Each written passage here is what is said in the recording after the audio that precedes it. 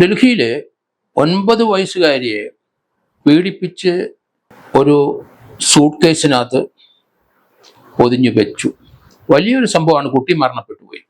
കഴിഞ്ഞ ശനിയാഴ്ച വൈകിട്ട് കുട്ടി നെഹ്റു വിഹാറിലെ വീട്ടിൽ നിന്നും ബന്ധുവിൻ്റെ വീട്ടിലേക്ക് പോയി. രാത്രിയായിട്ടും കുട്ടി മടങ്ങി വരാതെ കണ്ടപ്പം പിതാവ് വിഷമിച്ചു. പിതാവ് പോയ വീട്ടിൽ അന്വേഷിച്ചപ്പം അവിടെ കുട്ടി ചെന്നിട്ടില്ല. പെൺകുട്ടിയാണ്, 9 വയസ്സാണ്, എവിടെ പോയെന്ന് അറിയില്ല. ആ വീടിനടുത്ത് ഈ കുട്ടി കളിക്കുന്ന കണ്ടവരുണ്ട്. അതുകൊണ്ട് കളിക്കുന്ന കുട്ടികളെടുത്ത് ചോദിച്ച് മോളെ കണ്ടോന്ന്. അപ്പം പറഞ്ഞു അതിന് അടുത്തുള്ളൊരു വീട്ടിലോട്ട് കയറിപ്പോകുന്ന കണ്ടു എന്ന് പറഞ്ഞു. പിതാവ് ആ വീട്ടിൽ ചെന്ന് നോക്കി. അതിൻ്റെ മുൻവശം വാതിൽ അടച്ചു പൂട്ടിയിട്ടിരിക്കുന്നു. അങ്ങോട്ട് കയറിപ്പോയ കുട്ടി ഇറങ്ങി വന്നിട്ടില്ല എന്ന് പിതാവിന് മനസ്സിലായി. നാട്ടുകാരെയും ചുറ്റുമുള്ളവരെയും വിളിച്ച് ആ വാതിൽ ബലമായിട്ട് തുറന്നു. അകത്ത് പരിശോധിച്ച കുട്ടിയെ കണ്ടില്ല.